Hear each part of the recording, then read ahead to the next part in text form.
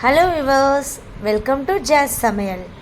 இன்றைக்கி சுவையான கேரட் பொரியல் எப்படி செய்யறதுன்னு பார்க்கலாம். வாங்க வீடியோக்குள்ளே போகலாம். அதுக்கு தேவையானது கேரட், மிளகாய் வத்தல், ஒரு 2 பச்சை மிளகா, ஒரு 5-6 பல் பூண்டு நல்லா நசுக்கி வச்சுருக்கிறேன், அதையும் எடுத்து வச்சுக்கோங்க. அடுத்தது ஸ்டவ்வில் வானலை வச்சு தேவையான அளவுக்கு எண்ணெயை ஊற்றிக்கலாம். எண்ணெய் கொஞ்சம் சூடாகட்டும்.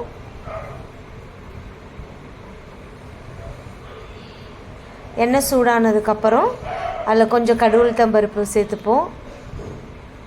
கடுகு உளுத்தம்பருப்பு நல்லா பொரிஞ்சு வரட்டும். இப்போ பார்த்திங்கன்னா கடுகு உளுத்தம்பருப்பு நல்லா பொரிஞ்சிடுச்சு.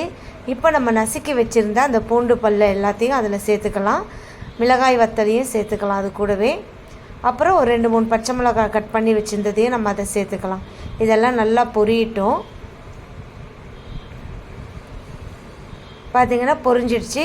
அதில் நம்ம கருவேப்பிலை கலந்து கொஞ்சம் வதக்கி கொடுத்துட்டு நம்ம ஏற்கனவே துருவி வச்சுருக்க கேரட்டையும் அதிலே நம்ம சேர்த்துக்கலாம். எல்லா கேரட்டையும் நம்ம அதில் சேர்த்துக்கலாம்.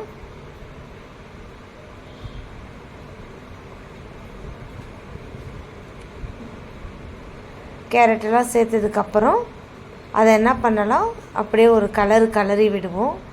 எல்லா கேரட்டும் அந்த நம்ம தாளித்து வச்சுருந்த அந்த இதோடு சேர்ந்து வர மாதிரி கலரி விட்டு தேவையான அளவு உப்பையும் சேர்த்துக்கலாம். அதில் உப்பையும் சேர்த்து நல்லா அந்த எண்ணெயில் கொஞ்சம் அதை வதக்கி விடலாம். கொஞ்சம் நல்லா வதங்கட்டும். பார்த்தா நமக்கே தெரியும் அந்த கேரட்டோட கொஞ்சம் கலர் லைட்டாக மாறுது பாருங்கள் வதங்கும் போது.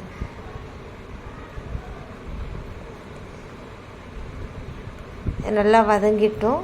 இன்னும் நல்லா நம்ம கொஞ்சம் விட்டு கலரி கொடுத்துட்டு கொஞ்சமாக தண்ணி, ஒரு 1/4 டம்ளர் அளவுக்கு தண்ணி அதில் சேர்த்து அதையும் கொஞ்சம் வேக விடலாம். நல்லா வெந்து தண்ணியெல்லாம் சுண்டுனதுக்கப்புறம் அதில் பார்த்திங்கன்னா ஒரு 2-3 தேங்காய் பத்தை நல்லா துருவி அதில் ஆட் பண்ணிக்கலாம்.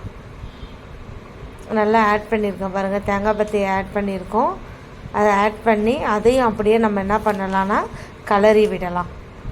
அந்த தேங்காவையும் அப்புறம் அந்த கேரட்டையும் ஒன்று சேர்த்து நல்லா கலரி விடுங்க.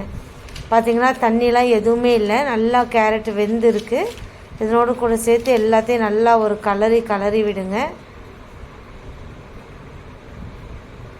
கொஞ்சம் தேங்காவும் அதில் கொஞ்சம் வதங்கணும், அதை மாதிரி கலரி விடுங்க.